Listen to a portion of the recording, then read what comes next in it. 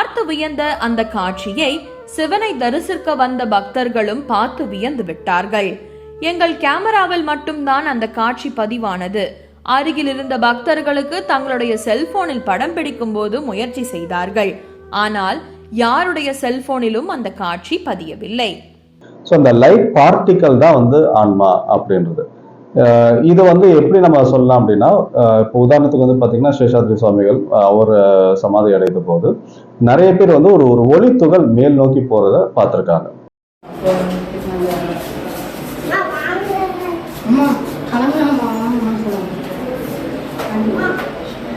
அந்த இது கருவருக்குள்ளதான் வருது.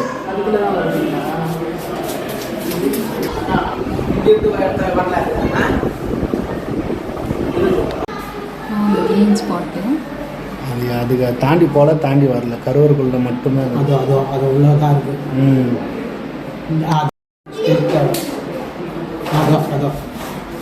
கருவருக்குள்ள மட்டும்தான் வருது. கருவருக்குள்ள மட்டும்தான் வருது.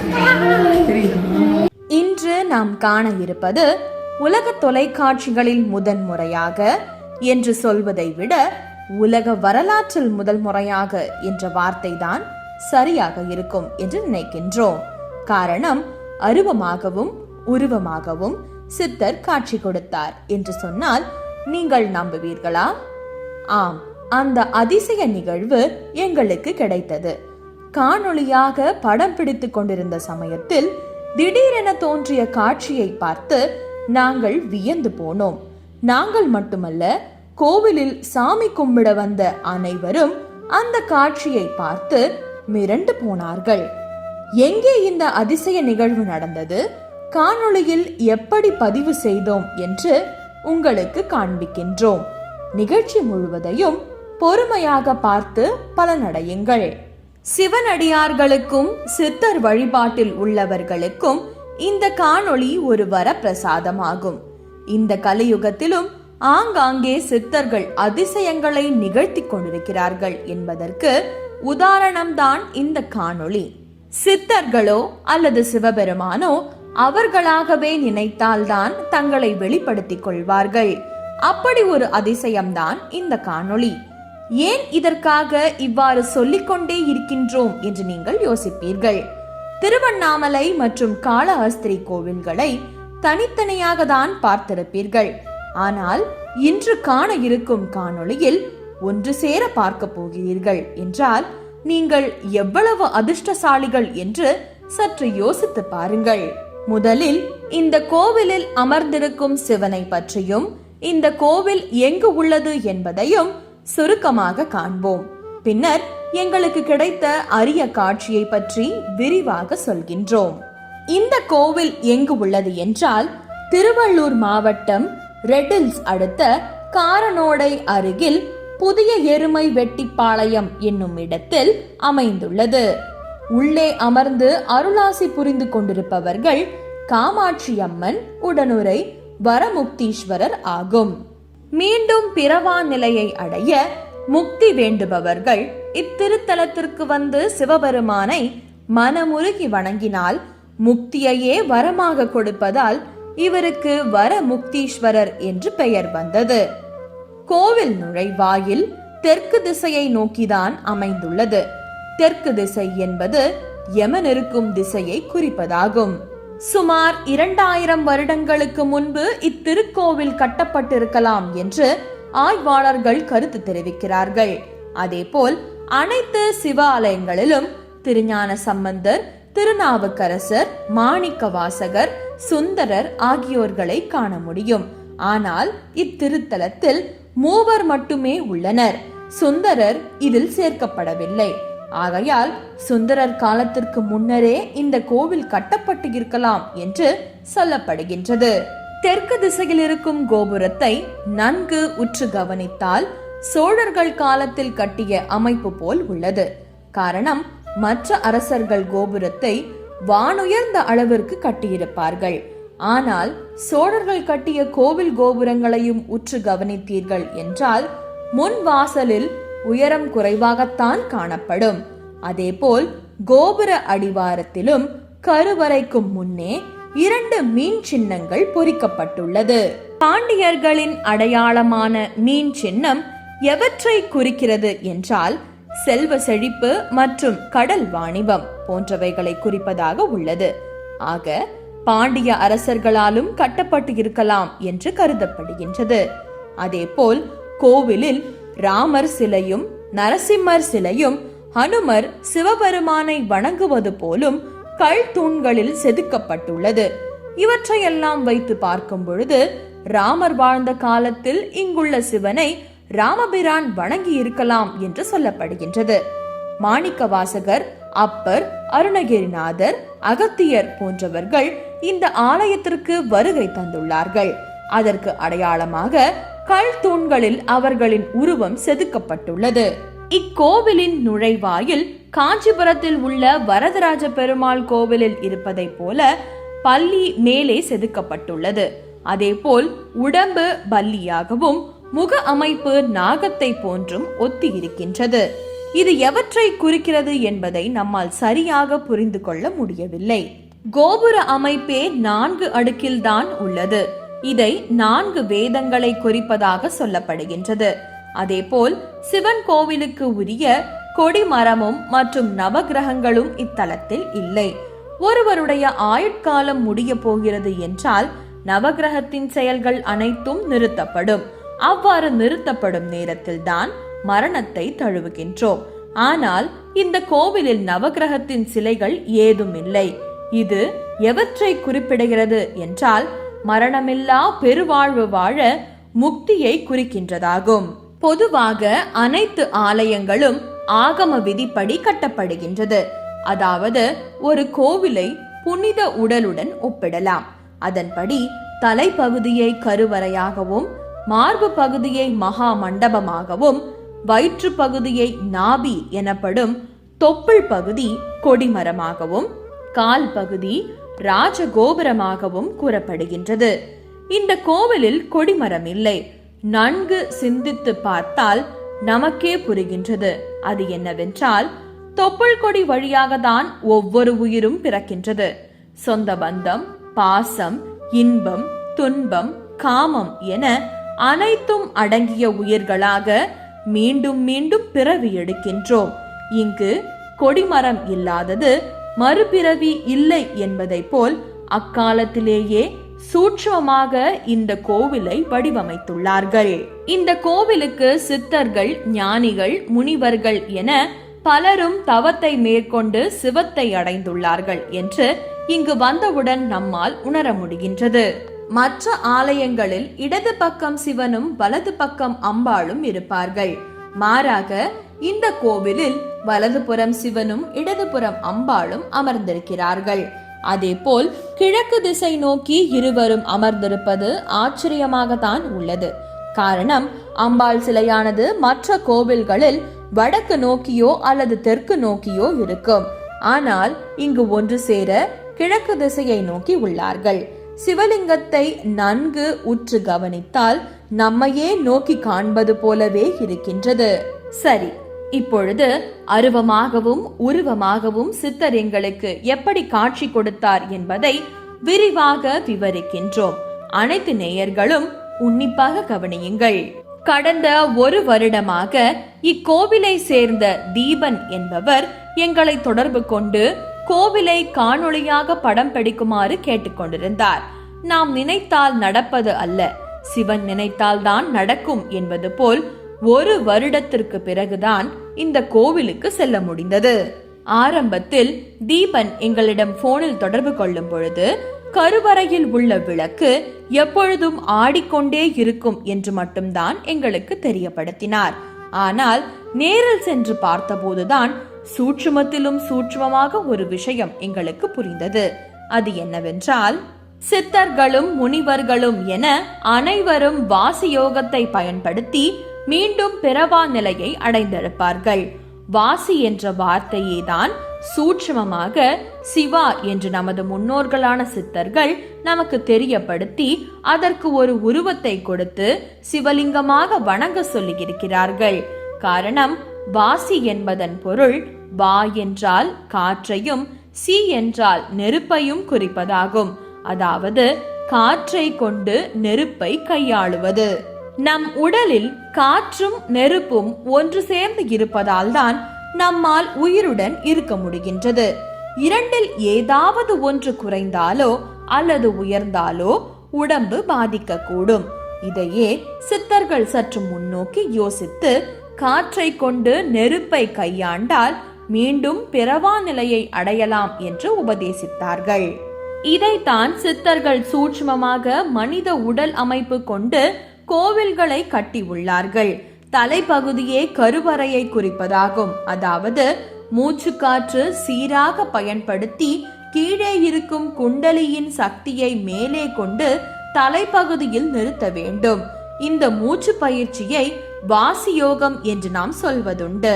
சித்தர்கள் எப்படி வாசியை பயன்படுத்தி குண்டலினி சக்தியை அடைந்தார்கள் என்பதை தெரிந்து கொள்ள ஆர்வமாக உள்ளவர்கள் கமெண்ட்ஸில் தெரியப்படுத்தவும். விரிவாக அடுத்த காணொளியில் காண்பிக்கின்றோம். வாசி யோகத்தை பற்றி எதற்காக இப்போது சொல்லிக் கொண்டிருக்கிறீர்கள் என்று பலரும் யோசிக்கலாம். பொறுமையாக கவனித்தால்தான் பின்பு வரும் அரிய காணொளி பார்க்கும்போது உங்களுக்கு புரியும். காணொளியை எடுத்துக்கொண்டிருந்த பொழுது திடீரென நீல வண்ணத்தில் சிறியதாக ஒரு ஒளி தென்பட்டது. அந்த ஒளியானது கருவறை எவ்வளவு தொலைவில் நீளம் உள்ளதோ அதுவரைக்கும் தான் தென்பட்டது. கருவறையை தாண்டி கேமராவை திருப்பும் போது அந்த ஒளியானது தென்படவில்லை. மீண்டும் கருவறை நோக்கி செல்லும் பொழுது சிறியதாக இருந்த அந்த நீல வண்ணம் பெரியதாக மாறி சிவலிங்கத்திற்குள் ஐக்கியமானது. முதலில் நாங்கள் எடுத்த காணொளியை பாருங்கள், பின்னர் அதை பற்றி விரிவாக விவரிக்கின்றோம். இதோ அந்த அரிய காணொளி சிவப்பிரபஞ்சம் நேயர்களின் பார்வைக்காக.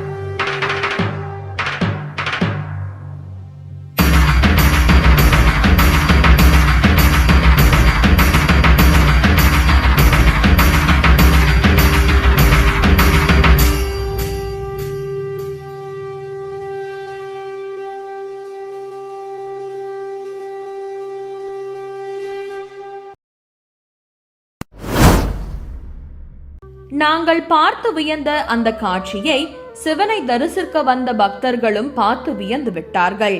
எங்கள் கேமராவில் மட்டும்தான் அந்த காட்சி பதிவானது. அருகில் இருந்த பக்தர்களுக்கு தங்களுடைய செல்போனில் படம் பிடிக்கும் போது முயற்சி செய்தார்கள். ஆனால் யாருடைய செல்போனிலும் அந்த காட்சி பதியவில்லை.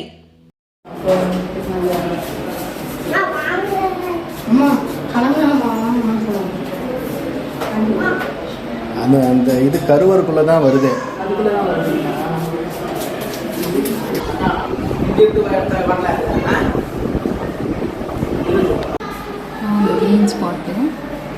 அதுக்கு தாண்டி போல தாண்டி வரல, கருவறைக்குள்ள மட்டும்தான். அது உள்ளதான் இருக்கு.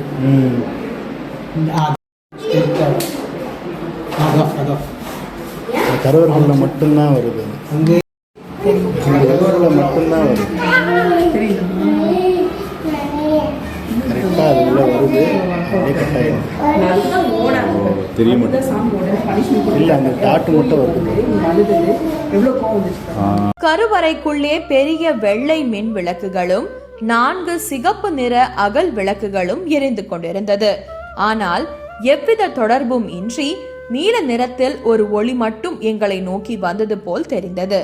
அதன் பின்னர் தான் கேமராவை பின்புறத்தில் உள்ள காட்சியை குறைத்து ஒளியை மட்டும் போக்கஸ் செய்து எடுத்தோம். இந்த காட்சியை எடுத்த பின்பு இதை பற்றி தெளிவாக யாரிடம் கேட்கலாம் என்று யோசித்த பொழுது சித்தர்கள் பற்றியும் அவர்களுடைய வாழ்வியல் முறையை பற்றியும் ஆராய்ந்து கொண்டிருக்கும் எங்களுடைய நண்பர் டாக்டர் கபிலன் சாரிடம் போனில் விவரத்தை கூறி நேரில் சென்று காண்பித்தோம். அவரும் இதை பார்த்து வியந்து போனார். அதன் பிறகு என்ன நடந்திருக்கும் என்பதை விரிவாக எங்களிடம் பகிர்ந்து கொண்டார். இப்போ பொதுவாக இந்த ஃபுட்டேஜில் பார்த்த அந்த லைட், அந்த ப்ளூ லைட் அப்படின்றது ஜென்ரலாக வந்து சொல்லும்போது லைட்டோடைய அந்த ரிஃப்ளெக்ஷன் அப்படின்றதும் பொதுவாக சொல்லலாம். ஸோ லைட் ரிஃப்ளெக்ட் ஆகும்போது ஏதாவது ஒரு வகையில் லென்ஸை அட்ஜஸ்ட் பண்ணும்போது வரக்கூடிய இதெல்லாம் வந்து நார்மலாக நம்ம வந்து பார்க்கக்கூடிய ஒரு விஷயம்.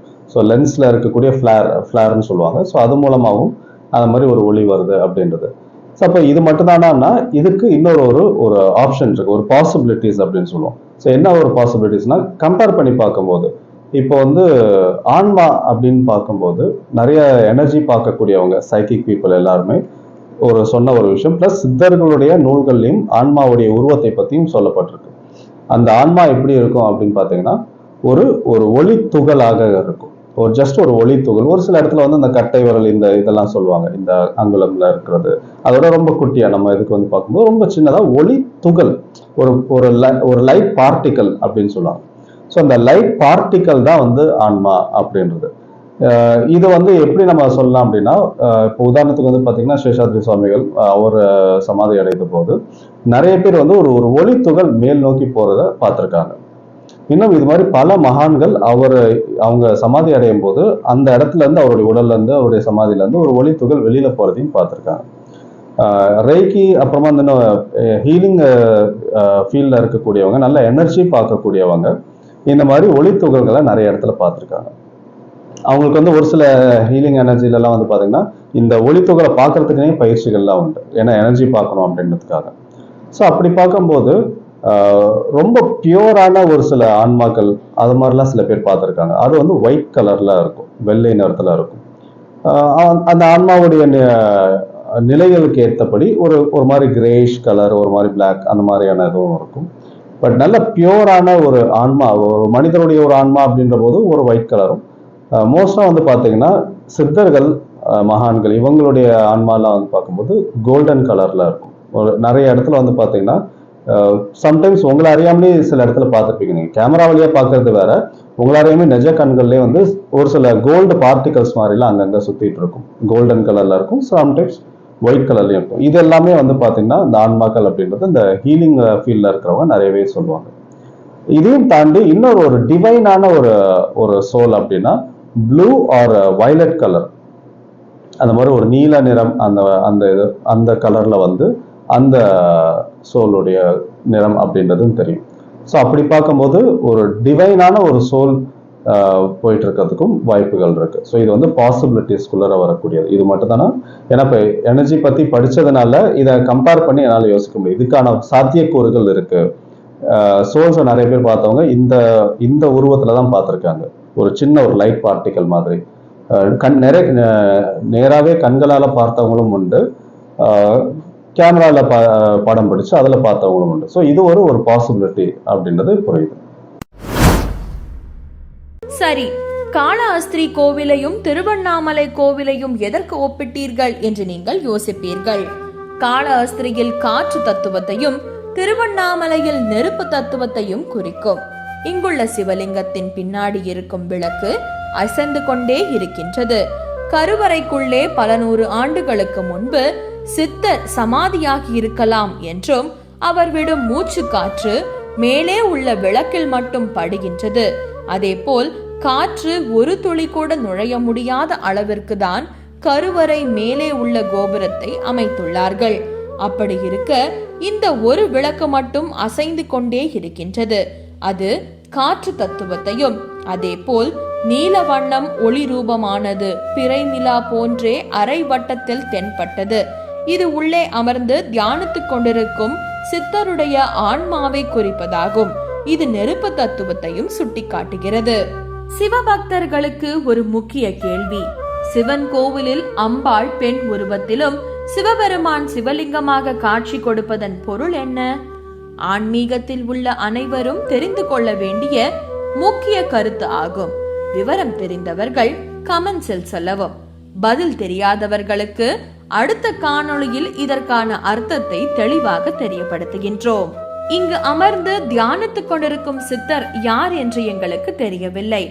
ஆனால் அவர் உத்தரவு இருந்ததால் தான் கேமராவில் படம் பிடிக்க முடிந்தது மற்றும் வெளி உலகத்திற்கு தெரியப்படுத்த முடிகிறது என்று மனதில் நினைத்து கொண்டு அவருக்கு நன்றி தெரிவித்து சிவனின் அருளும் சித்தர்களின் ஆசிர்வாதமும் உள்ளது என மனதில் நினைத்து கொண்டு முக்தியை கொடுக்கும் வரமுக்தீஸ்வரர் மற்றும் காமாட்சி அம்மனை மனதார வேண்டி நாங்கள் அங்கிருந்து புறப்பட்டோம். இப்பொழுதே சப்த சாகரா சேனலை சப்ஸ்கிரைப் செய்து எங்களோடு இணைந்திருங்கள்.